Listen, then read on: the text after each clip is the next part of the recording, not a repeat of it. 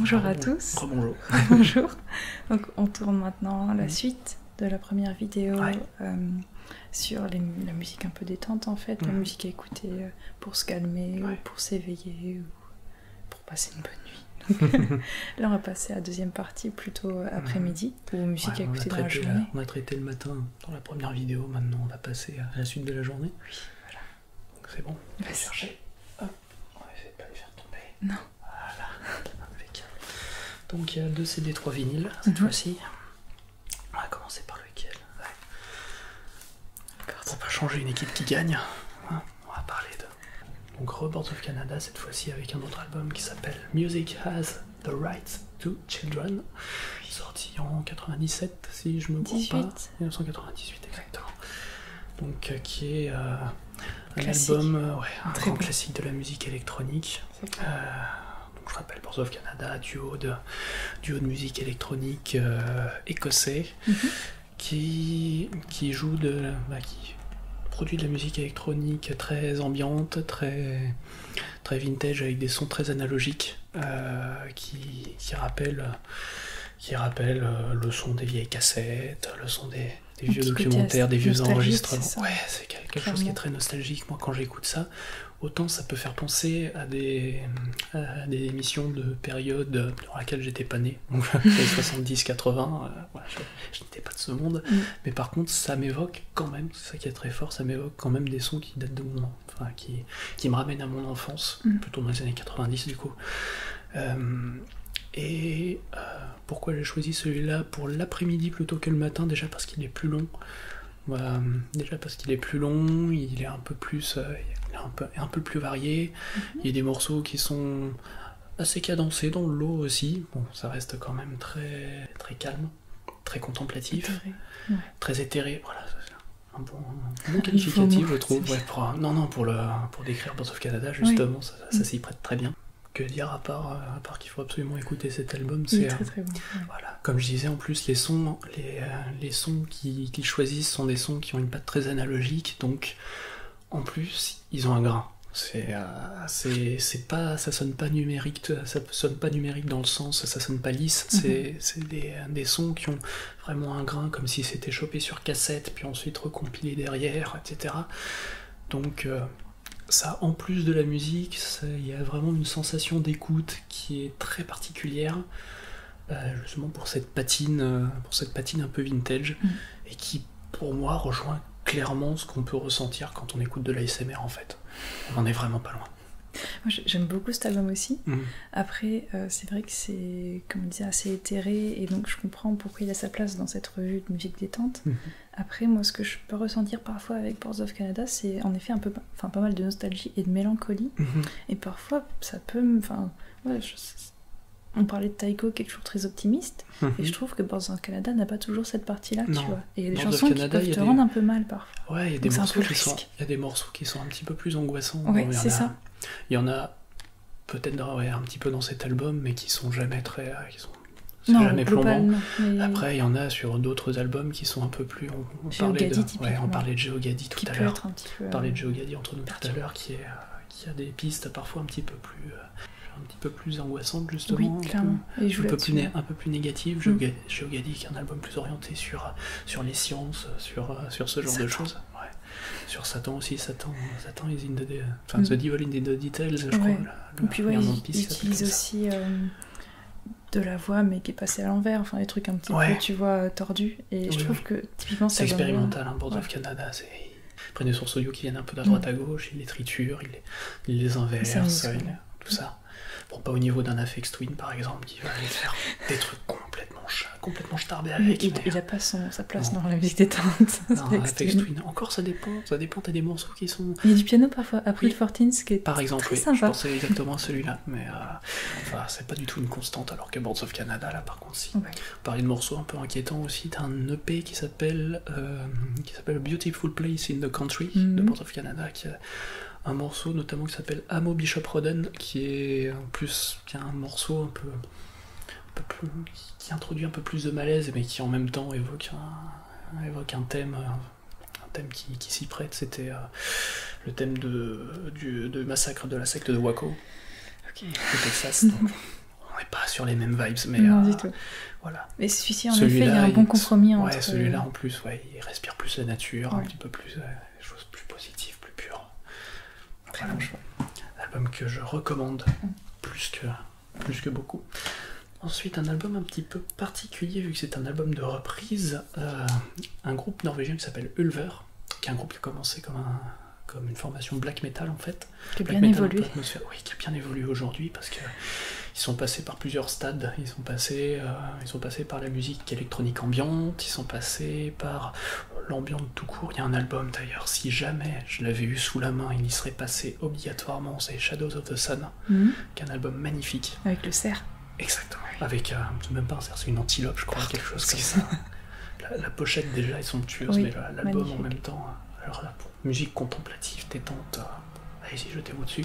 Celui-là, c'est le seul que j'ai sous la main, qui est un album de reprise de morceaux qui étaient en fait des morceaux de rock psychédélique ou de pop psychédélique des années 60, et qui sont repris avec une patte Ulver un petit peu plus expérimentale, ça respecte quand même le côté très psychédélique du matériau de base, mais ils en font des morceaux qui sont tour à tour un peu enjoués, tour à tour plus calme, plus sombre, plus éthéré, et il y a vraiment de superbes pépites dans cet album. Ulver, c'est une formation que j'adore parce que ils ont testé beaucoup de styles. Ils ont vraiment évolué, quoi. Ils ont vraiment évolué, et dans tous les styles qu'ils ont explorés, ils ont su rester pertinents. Leur dernier album, c'est un album de synth-pop. C'est vraiment... On est sur le territoire d'un Depeche Mode, par exemple, enfin de groupes de synth-pop des années 80. Et l'album faisait partie clairement de mes albums préférés de l'an dernier. Il s'appelle comment ? Il s'appelle... que je me cours pas, merde. C'est pas celui avec l'assassinat de César, c'est celui d'avant ? Si, c'est celui-là, c'est The Assassination of Julius Caesar. Voilà, exactement. Qui était très bien. Qui était très bien. Qui était très beau. Et celui-là de Ulver, je vous le conseille pour les différentes textures qu'ils apportent au morceau, pour les réinterprétations, toujours dans un style psychédélique, mais avec quelque chose de plus éthéré, de plus atmosphérique la plupart du temps. Et même la voix du chanteur, la voix de Garm, elle a quelque chose de très, très apaisant, elle est très, très chaude, très ronde, c'est une voix que j'aime beaucoup. Alors que pourtant ça avait commencé comme un groupe de black metal avec la voix en vocal fry typique. Même s'il y avait quand même il y avait quand même des inspirations un peu plus diverses, du chant un peu, la couleur un peu druidique, ce genre de choses. Voilà. Ok. On passe au suivant. Grand classique encore une fois. Tubular Bells de Michael Field. Donc Michael Field, artiste anglais, qui s'est beaucoup illustré dans le rock psychédélique, le rock progressif, voire même un petit peu l'électronique par moments, enfin bon, toujours des choses très expérimentales. Là c'est un album qui ne comporte que 2 pistes, mais qui dure 20 minutes chacune environ. Quand vous allez commencer à l'écouter, vous allez vous sentir un peu mal, parce que vous allez reconnaître certainement la musique, qui est le thème de l'Exorciste. Voilà. En fait, il faut savoir que l'Exorciste, donc le film de William Friedkin, le thème principal, c'est le début de Tubular Bells de Michael Field. Okay. Mais en fait, c'est juste le motif de base. C'est-à-dire que cet album, sur les 2 pistes, commence par un motif de base qui va être décliné pendant tout le morceau, qui va être remanié, qui va être retourné, qui va être réinterprété dans différents tons, qui va être avec différents instruments, qui vont être revisités à chaque fois, et ça va en faire des morceaux extrêmement riches, des morceaux à tiroir, je crois qu'on peut vraiment appeler ça comme ça, et qui reste toujours, c'est uniquement de l'instrumental, il y a quelques voix qu'on entend, mais jamais des choses très discernables, c'est jamais vraiment des paroles prononcées, ça peut être des borborigmes un peu étranges, enfin vraiment quelque chose qui va donner plus de la texture au son plutôt que vraiment lui apporter un propos. Et c'est un album qui est très riche en ambiances différentes, en instruments, qui est très riche en idées de composition. Comme je le disais, c'est vraiment des modèles, c'est vraiment des motifs de base qui sont retournés, revisités pour en faire 2 morceaux de 20 minutes. Et c'est un album qui est assez introspectif, très, très énergisant, très inspirant. Et t'as pas hésité par rapport à quand est-ce que tu... Non, celui-là, je l'écouterai pas le soir. Je l'écouterai plutôt en journée. En tout cas, les meilleurs souvenirs d'écoute que j'ai de cet album, c'était en journée. Okay. Par exemple, quand je travaillais, ça passe très bien. Pour se focaliser sur ce que tu as envie de faire. Ouais, voilà, pour se focaliser, pour se créer un cocon, comme je disais, c'est de la musique instrumentale, donc ça s'y prête bien, quoi. C'est sûr. Puis la dominante de l'album, c'est quand même quelque chose d'assez posé, d'assez inspirant. Donc, couplé avec une activité créative, c'est quand même bien. Ensuite, on passe à quelque chose de très différent, toujours assez expérimental, mais dans un sens très différent. The Serpent's Egg, Dead Can Dance, que je ne présente pas dans le bon sens d'ailleurs. Voilà. Donc voilà, Dead Can Dance, un groupe qui a commencé comme un groupe de Cold Wave. C'est bien évolué aussi. Ouais, c'est un groupe australien, avec 2 vocalistes magnifiques. Je leur ai consacré une vidéo d'ailleurs. Et c'est un album qui va beaucoup plus s'orienter sur des sonorités médiévales. Beaucoup sur des sonorités médiévales. Ça s'entend déjà dès le premier morceau qui s'appelle The Host of Seraphim, qui est une piste incroyable. C'est vraiment un morceau somptueux que vous avez peut-être entendu. Il y a 2 films que j'ai en tête qui l'ont utilisé. Je crois que, si je me gourre pas, il y a Samsara, qui est un film documentaire sans parole qui utilise ce morceau, et surtout un film d'horreur voilà, qui utilise ce morceau qui s'appelle The Mist. Voilà, The Mist, oui, bien sûr. Ouais. Adapté d'une nouvelle de Stephen King. Et là, c'est quelque chose de très éthéré, avec des morceaux, avec des instruments très traditionnels, avec des percussions, avec des nappes de synthé. Bon, là, on sort du traditionnel, mais on est dans les années 80, on est sur la fin des années 80, là. On est sur des synthés qui sont très éthérés, très majestueux, avec en plus les voix des 2 vocalistes, qui sont des voix qui portent chacune, qui sont des voix très enveloppantes, très immersives, qui vraiment enveloppent l'auditeur dans quelque chose qui le dépasse. Vraiment, Dead Can Dance, c'est de la musique qui dépasse vraiment l'auditeur, qui est quelque chose de, on va dire, plus grand que nature. Oui, je vois ce que tu veux dire. Et en effet, ça, je l'écouterai pas dès le matin, parce que c'est intense. Pas dès le matin. C'est très intense. Là, du coup, tu commences avec The Host of Seraphim, c'est vraiment une décharge, quoi. C'est ça. C'est un morceau vraiment qui met la chair de poule. Complètement. C'est plus pour s'inspirer, pareil. Ouais, voilà, c'est plus pour s'inspirer, ou quand on a besoin de reboot un peu le système, on va dire. Mais le reste de l'album, il y a des morceaux qui sont vraiment à thématique médiévale, avec des instruments à cordes. Des instruments que tu connais plus forcément. Ouais, voilà, quoi, des instruments qu'on ne saurait même plus nommer, parce qu'on sait plus ce que c'est, tout bêtement. Qui mariés avec les synthétiseurs se marient en fait très bien. Toute la beauté de l'expérimentation à la Dead Can Dance. Faut savoir que Dead Can Dance aussi, ils ont fait des albums très différents les uns des autres. Ils ont commencé Cold Wave, donc très années 80, pour ensuite partir sur des choses plus médiévales. Il y a un album encore plus poussé dans cette direction-là, qui s'appelle Aeon, qui est vraiment très vraiment médiéval à fond, avec du catalan ancien, avec des instruments traditionnels, avec vraiment des ambiances ultra très connotées historiques. Et ensuite ils ont fini avec ce qu'on appelle un peu improprement de la world music. C'est de la musique très inspirée des musiques du monde. Alors ils ont fait un album qui était plus orienté sur des inspirations orientales et africaines, puis ensuite un album qui était plus influence Amérique latine, caribéenne. Mais ils ont fait davantage aussi depuis. Moi je connais Anastasis qui est vraiment bon, et Children of the Sun, c'est le tout dernier, celui-là, Anastasis, qui est sorti en 2012. Pour moi ils sont plus dans le world music, tu vois. Non, là ils sont plus partis dans quelque chose de plus expérimental, plus new age. Voilà, c'est ça. Ouais. Mais ouais.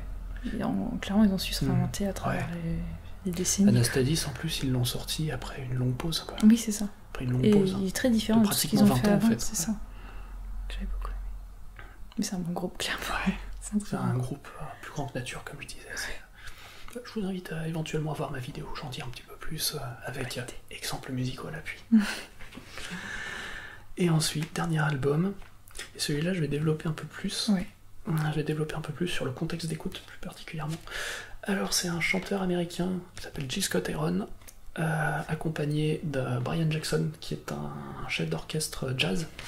L'album s'appelle Winter in America, et c'est un album, comme je disais, jazz, avec Gil Scott-Heron, qui est, on va dire, un des parrains de l'expression rap, on va dire, parce que Gil Scott-Heron, c'était à la fois un chanteur jazz et soul extraordinaire, et en même temps, il s'est beaucoup illustré dans le spoken word, à portée un peu sociale.